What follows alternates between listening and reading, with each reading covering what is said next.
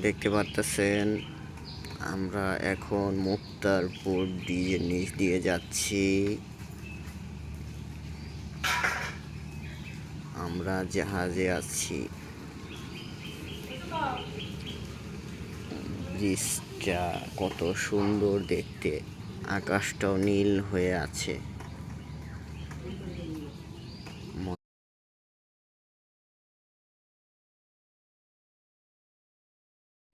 আপনারা কে কোথা থেকে দেখছেন একটু কমেন্ট করে জানাবেন। ভাই বা বোন বা যেই হয়ে থাকুন না কেন, চাচা চাচি, খালা খালু, নানা নানি, দাদা দাদি, আত্মীয় স্বজন, যেই দেখুন না কেন জানাবেন। ঠিক আছে, ধন্যবাদ।